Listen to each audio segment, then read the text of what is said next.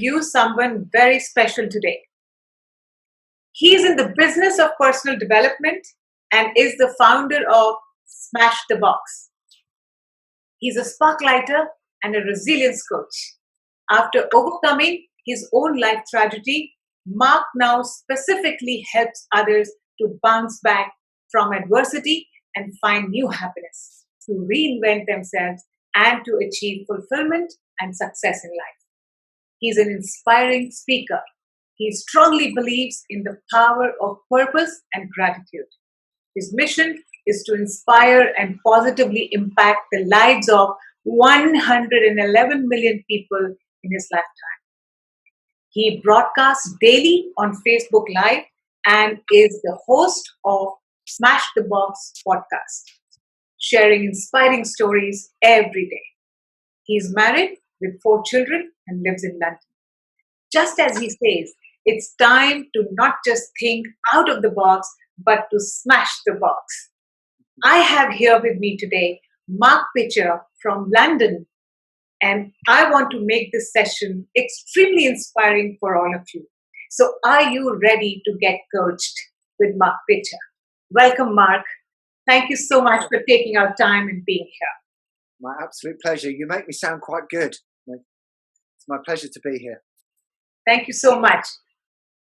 So tell me, Mark, I'm aware about the tragedy that you've had in your personal life. Was that the main reason why you got into coaching and inspiring and transforming people?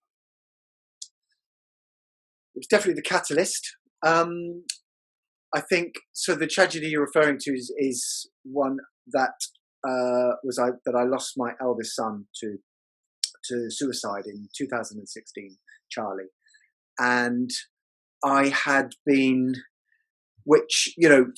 everything stopped for me at that point in my life. I had been, for want of a better expression, successful in business. I had a loving family. We were living in a reasonably nice house. Life was pretty good to that point.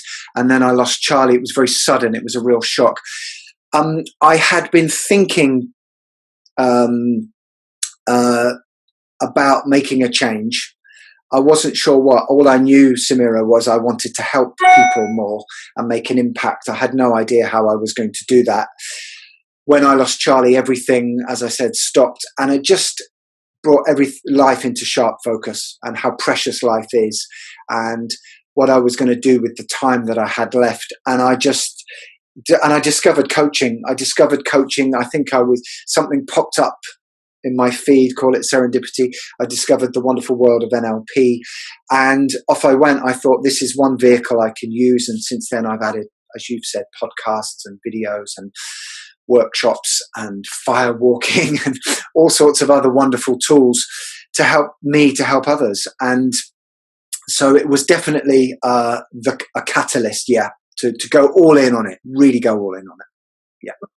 And how has this journey been? Have you transformed yourself in the process of transforming others?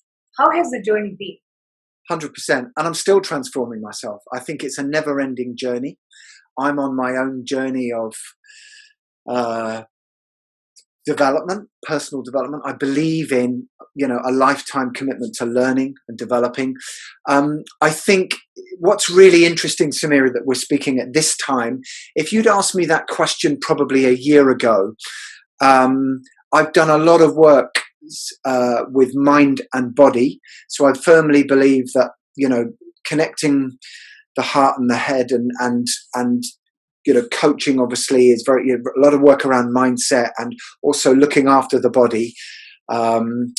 What I hadn't done so much on my own journey, but I have done a lot more of in the last year, is work on my energy and perhaps the more spiritual side of myself. And it's really, and actually learning to slow down a little bit sometimes and lean into grief in my case, or emotions that come up. And I think I'm a better coach for it. And I use all 3 elements in my work to help others who overcome their difficulties. Yeah. So what are the elements you use apart from the energy and the spiritual aspect? Um, for me, I'm all about asking people better questions. Yeah. And so, outside of what energy they are bringing, so removing unwanted energy and replacing it with positive energy, again, I often, questions and words I find are so powerful. So, in short, I use models, coaching models, if you like, that I've learned and gained, as well as my own experience of adversity, to really help people unlock by asking themselves different questions. And for example, I'll give you an example. Here in the UK particularly, and I'm sure generally my experience around the world when I travel, is when you meet somebody for the first time, after they get past your name, they will often ask, "What do you do?" And I find it probably the most boring question on the planet, because I believe we're not defined by what we do during the hours of 9 and 5. I prefer to ask, "What are you passionate about?" Right. It opens up a whole different conversation. You really get under the skin of the person. That's just one example. I could give you hundreds of just by asking a different question.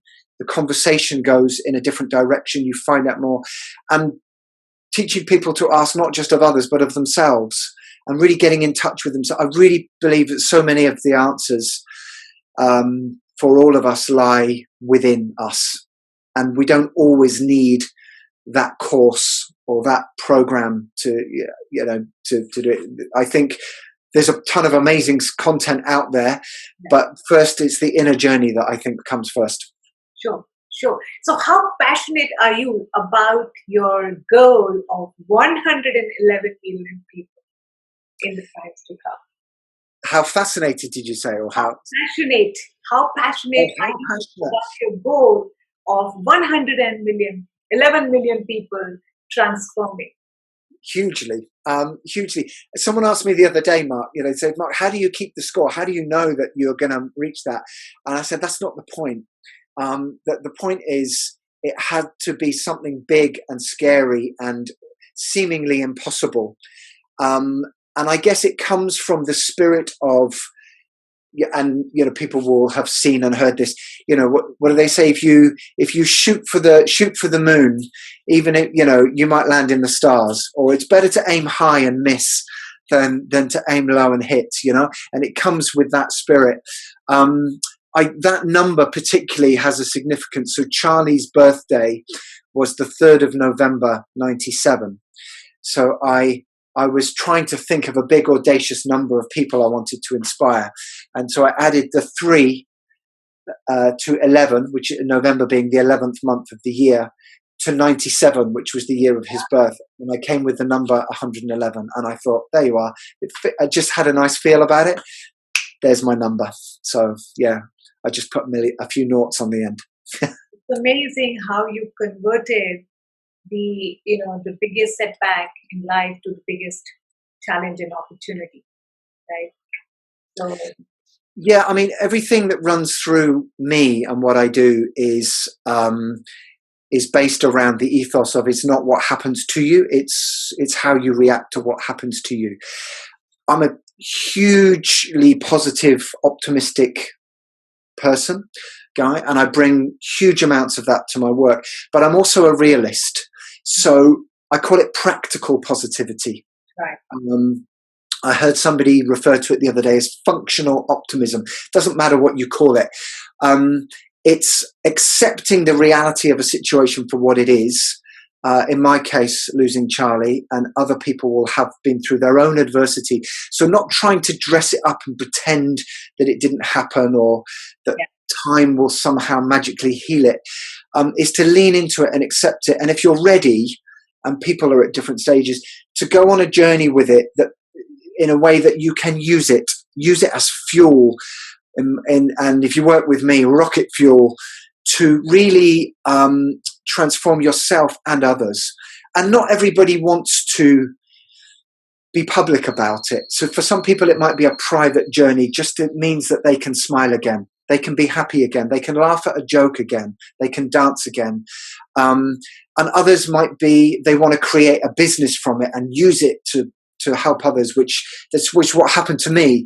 But either way, I'm there to sort of, whether you want to have your hand held and then reach a point where you're ready to fly, or whether you just want, wherever you are on that journey, those are the people that, above all, I really want to help the most. Yeah. Yeah. And one of the things that you said is that you believe in the power of purpose and gratitude. How would you define gratitude? I know we all know that we should be thankful for things that we have. We have this, whatever we don't have, we focus more on that rather than focusing what we have. But how would you define gratitude? How should we practice gratitude in our lives? So I would never tell anybody how to do something or what to do. So what I don't do is preach and say, for example, everybody should journal or everybody should meditate. Not at all. I think people can choose, and people will experience it in their own way. All I know is what's been powerful for me. And in adversity, and it's interesting that we're doing this in a time of lockdown and global sort of crisis. There's a lot of, you could argue, a lot of the symptoms that I see coming out of this lockdown is very similar to grief. Is coming back to what we know. So we know that the sun rises every day and the sun sets every day, the certainty. And what I found was gratitude for me is a state of mind. It's an emotion that is, if I sit and start my day with being grateful for what I have right now, my family, my loved ones, people that love me, my health, here talking to you, doing this, the opportunity to do this, for example, while I'm in that moment, I'm not saying this is a magic cure, but while I'm in that moment, and if anyone wants to try this, it's impossible to be grateful and angry or sad at the same time. So it puts you in a state and I believe in doing this in the mornings particularly, that just sets you up, just helps to get you going. Doesn't mean you're not going to have a tough day and challenges along the way, but I really believe in building core foundational rituals, habits, to set yourself up, almost create your own little holy sanctum that is yours, even if it's 10 minutes in the day. And I think gratitude is a great way to start that. It's a great state to be in. Yeah, absolutely. I completely agree. I mean, it took me some time to get to this stage, but now I do that, and I know how it can change your mindset, and everything that happens in your life. So I have a very interesting question. Everybody talks about out of the box. How did you come up with the name Smash the Box? Smash the Box. Yeah, it's a great question. I got asked this the other day. So a couple of things came together. I've always, I've never really liked labels. And I feel that the world constantly wants to label us. Our companies want to label us. Our families, even through love and affection, sometimes want to label us. Oh, you're like this or you're like that. We're constantly marketed to that we need, things to be complete. And so this idea of putting us in boxes and having labels, I wanted something that said you could be anyone you want. And I went to see, my wife gifted me, she gave me the gift of a talk as a present. I went to see a talk about, must be 4 years ago now in London. It was on a Saturday morning, and this wonderful guy was speaking, and he had a flip chart, and he drew this box on the flip chart, and he was talking about the limits of our thinking and how we need to break out of the box. We need to break out of the limits. And I liked it. It impacted me. But I thought there's something about this box. This word kept coming up, and but a break was a bit negative, and I wanted something dynamic because energy is just, I love energy. I'm obsessed with energy. So I wanted something positive and dynamic. And then I woke up in bed one Saturday morning shortly after that and said to my wife, smash the box. Yeah. And often, I spent many years in the corporate world, Samira, And I know you do a lot of work in it. And quite often, and I don't want to swear on your interview, but quite often there's a lot of corporate, I'll call it jargon, that gets used, particularly in meetings. People will say things like, let's blue sky this idea. Let's take this offline. And one of them is, I think we need to think outside the box on this one. So I used to have a mild allergy to this kind of jargon. I always want things to be very simple language. So it was like, well, don't just think outside the box. Why not smash the box, forget the box? So long answer to a short question. Great. And I know you're doing some fantastic work there, as a speaker, as a coach, as a facilitator. I would love to continue talking and, understanding what you do, pick on your knowledge and see how we can help ourselves and the audience here.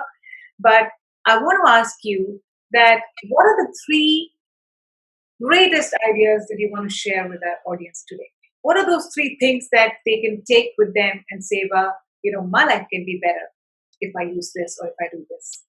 What are the 3 great ideas that you want to share? Wow. I'm just going to say what comes. I mean, there's so many things I could say. I mean, one of them I've already said, which is, whatever life throws at you, whatever happens to you, it's not what happens to you, it's how you react to it. You have a choice.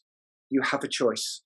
Whatever it is. In my case, it was bereavement. For some people, it might be abuse. It could be a divorce, a separation, getting fired, whatever the situation, no matter how bad you think it is in that moment, how you might not control that, but you can control your reaction to it.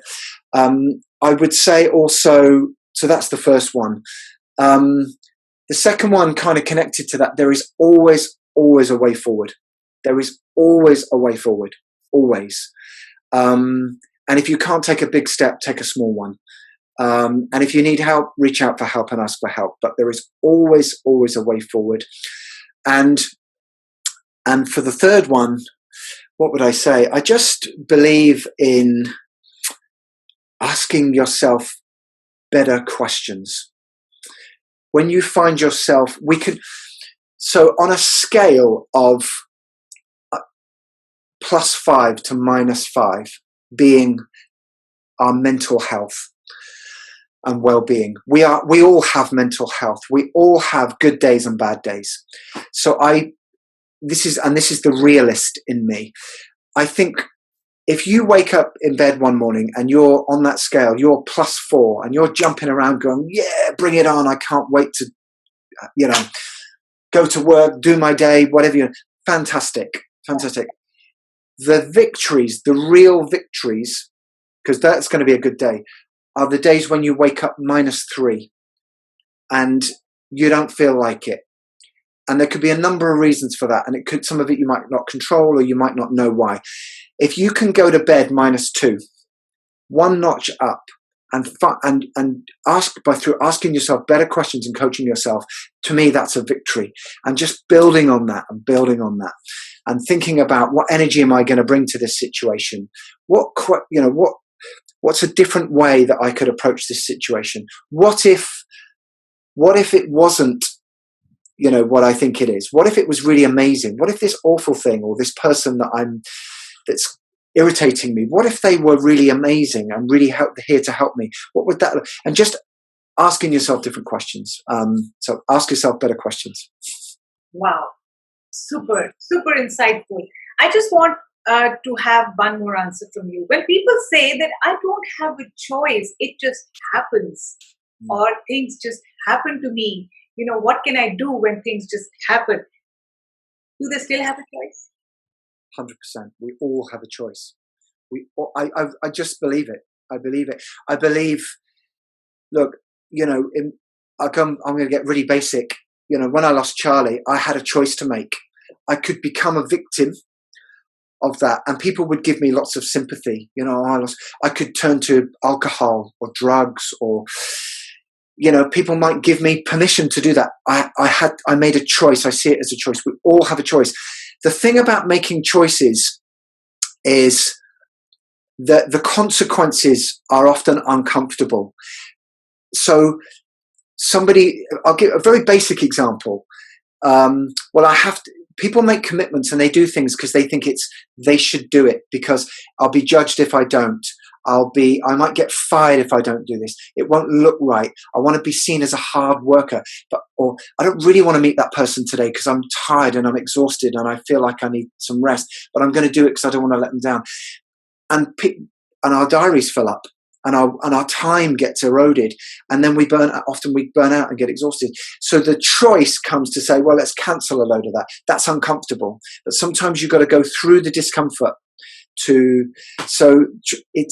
some choices are easier to make than others, but I believe we all have a choice. Yeah, like the one you have every single morning. You must connect with people. You must share some inspiring stories. You must do your podcast. Hats off to that. And that is a choice that you have made. Thank you so much, Mark, for being on this platform. It was a delight to have you here, and so much insight. Thank you so much. Well, it's my pleasure. Thank you. And Samira, thank you for doing what you do and for doing this and sharing your gifts with the world. It's been, I'm privileged to be here. Wonderful. Thank you. It was my pleasure. Thank you. Bye-bye, Mark. Bye.